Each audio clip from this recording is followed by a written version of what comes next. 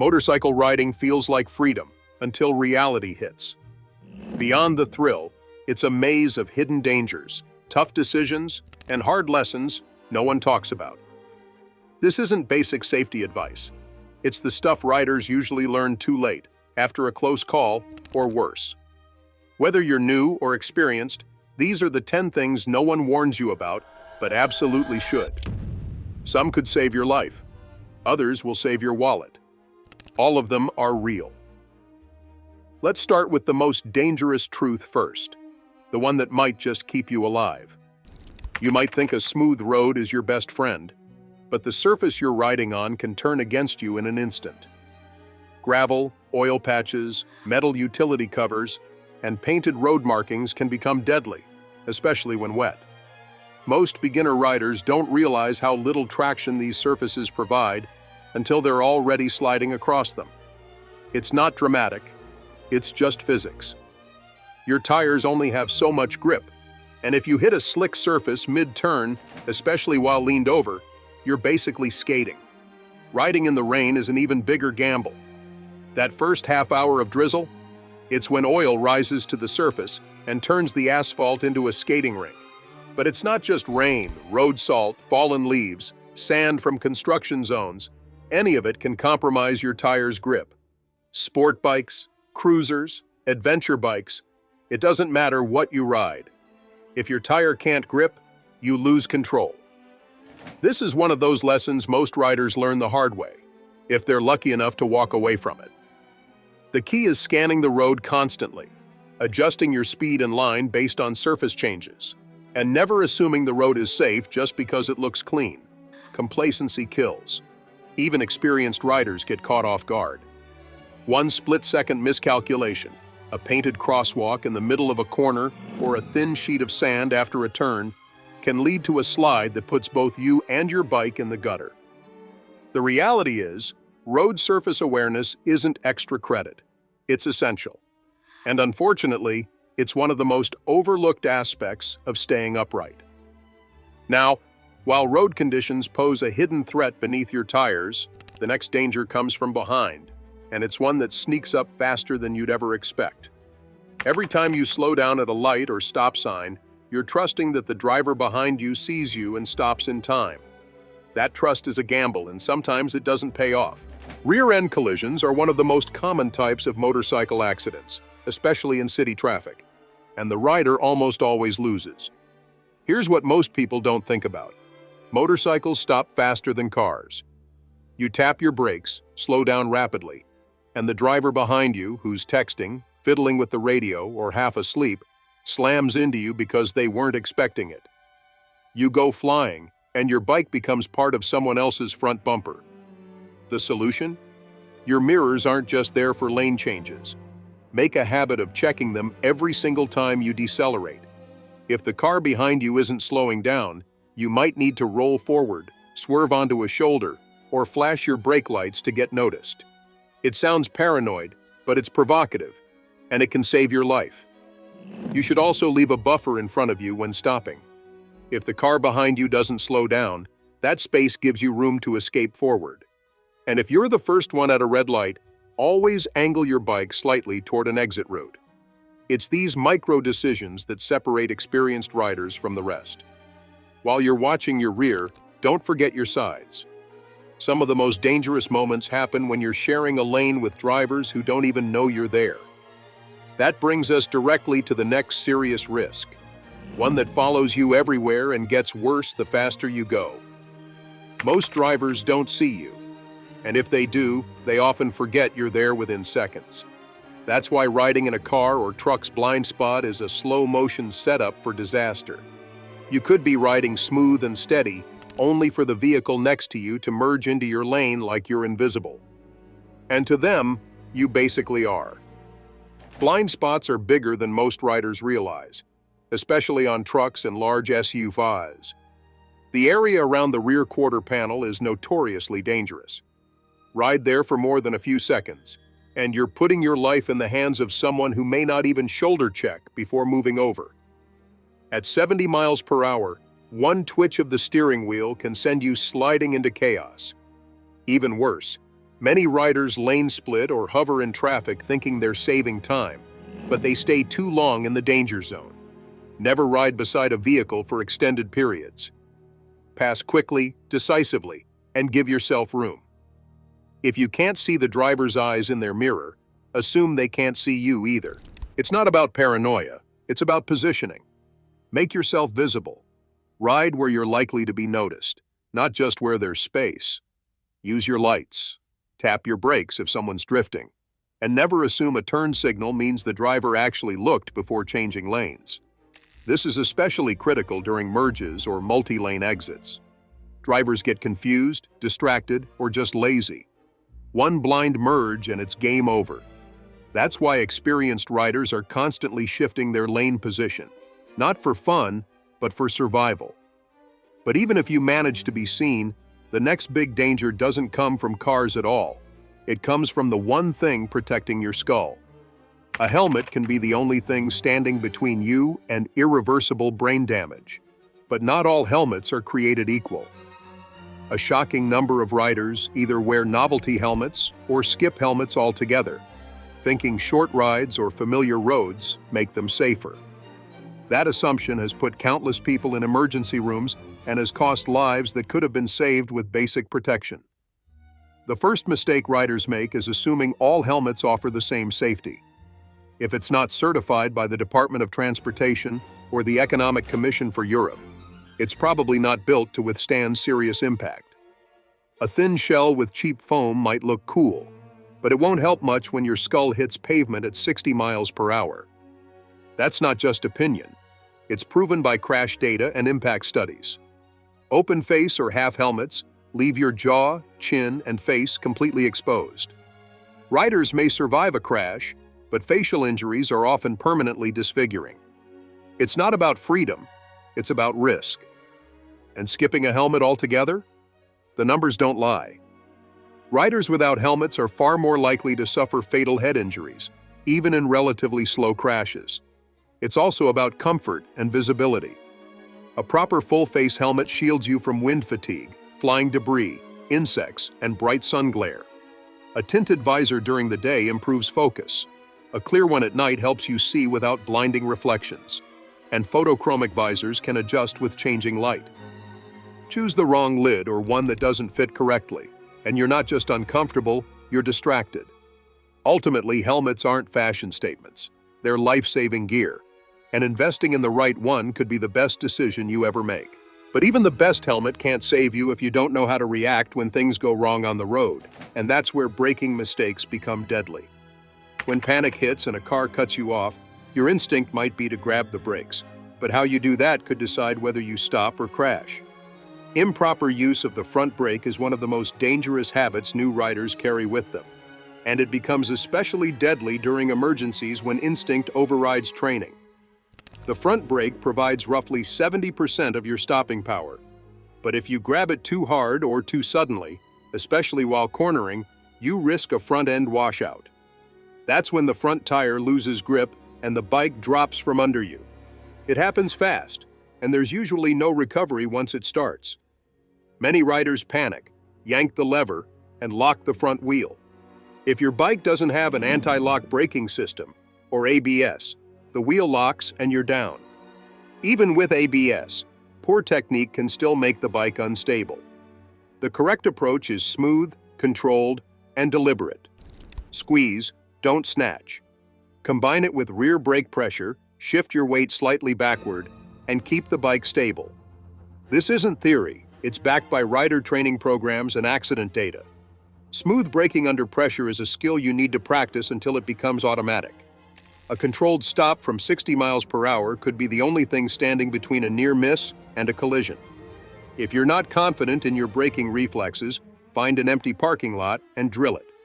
Practice emergency stops until you can feel how the bike reacts under pressure. It's boring, it's repetitive, and it's absolutely necessary. Even if you become a braking pro, there's another risk waiting for you on every ride. This one doesn't come from your hands or your gear. It comes from the way your brain interprets speed. And trust me, it's way easier to misjudge than you think. Speed feels completely different on a motorcycle, And that false sense of control is exactly why it's dangerous. When you're low to the ground, tucked into a sport bike, and the wind is roaring past your helmet, everything feels fast.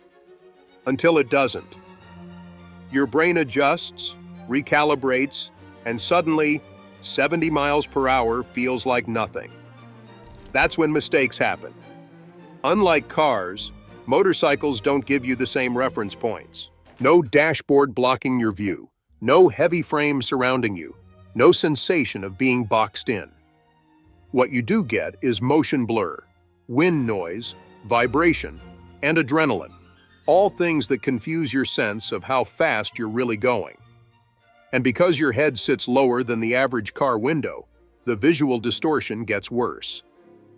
That's why 35 miles per hour in a residential zone feels like crawling, and 80 on a twisty back road feels normal.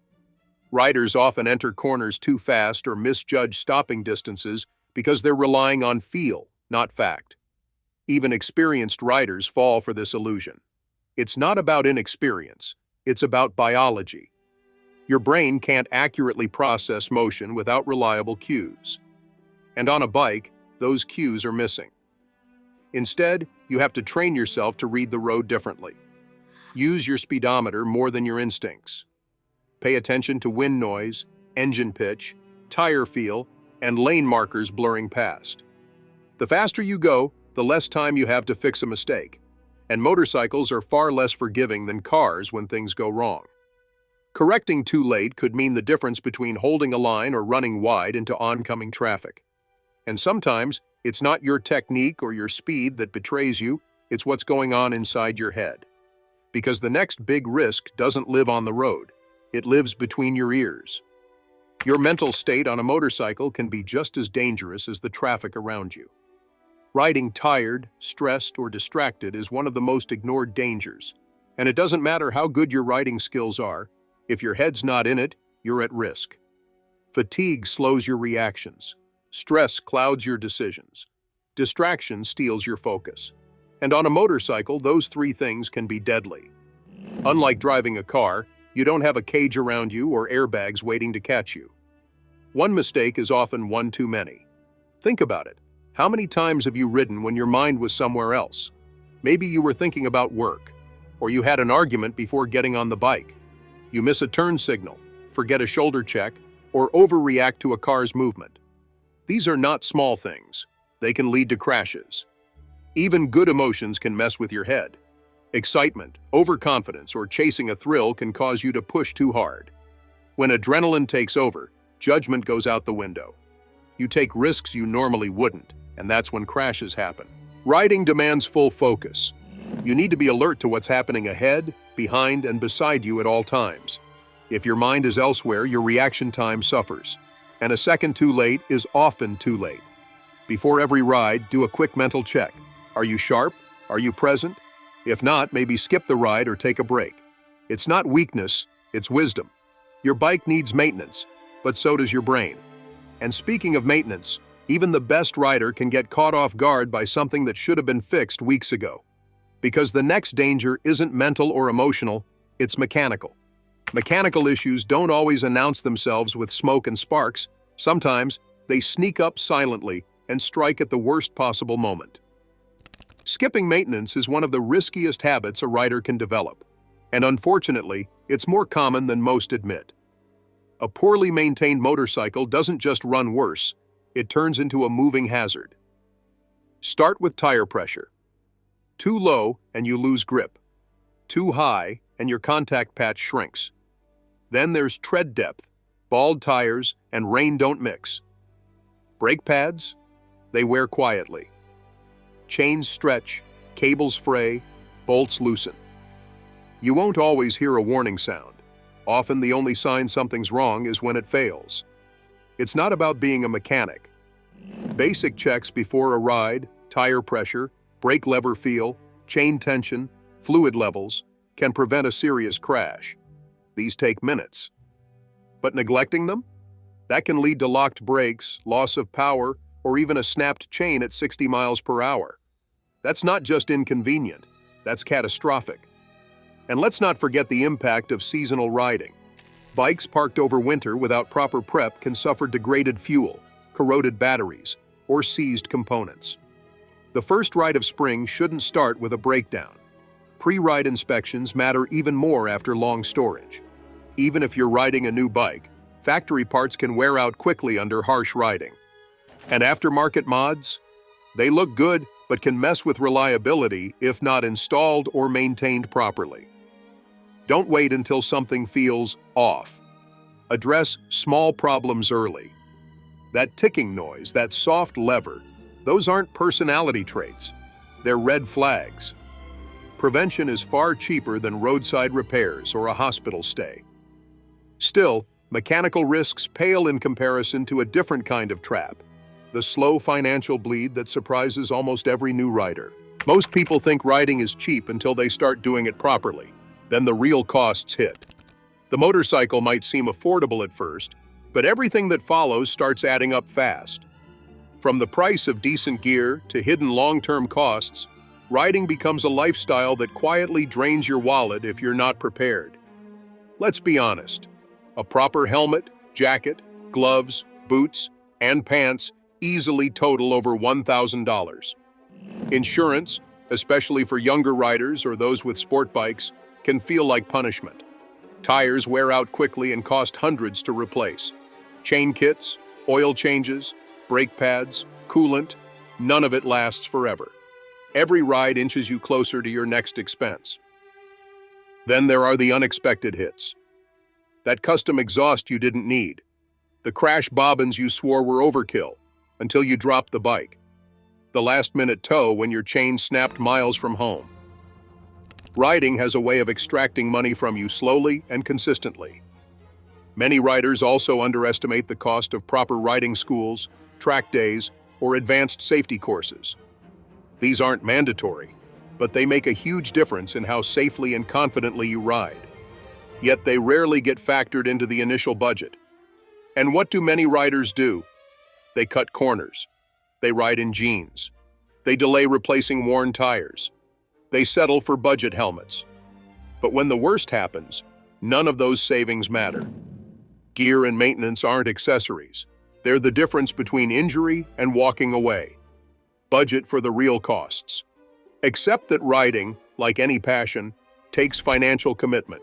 When you treat it seriously, you'll stay safer, ride longer, and avoid nasty surprises. Still, even if your wallet's ready, your gear's top tier, and your bike's spotless, one last truth remains, and it's both inevitable and kind of hilarious. You might start with one bike, but you won't stop there, because the second you fall in love with riding, one just isn't enough. This isn't about collecting trophies. It's about discovering that every kind of bike unlocks a different experience. And once you taste it, you want more. At first, you're content. Your starter bike does the job. But then you hear the howl of an inline four-cylinder engine, or see a dual sport tearing up the trail. Curiosity turns into research. Research turns into browsing. Browsing turns into a test ride.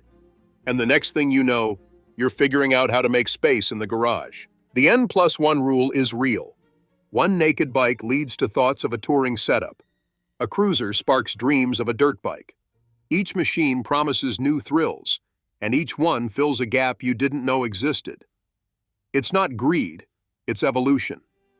Even riders with limited space or strict budgets find creative ways to justify another purchase.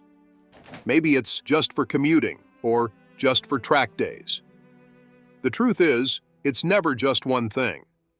Once riding becomes part of your identity, bikes become more than tools. They become chapters in your story. Of course, this comes with costs. Insurance, maintenance, and storage double with every addition. But to a rider, the value isn't in owning, it's in experiencing. Each bike adds a new dimension to the road. A supermoto doesn't feel like a cafe racer. A full-fared sport bike has nothing in common with a relaxed adventure ride. So if you're eyeing your second bike already, you're not alone. You're just at the beginning of a lifelong obsession. Ride smart, ride often, and enjoy every mile, no matter how many bikes it takes to get there. With that, we have reached the end of today's video. If you have come this far with us, be sure to check out other videos on the channel.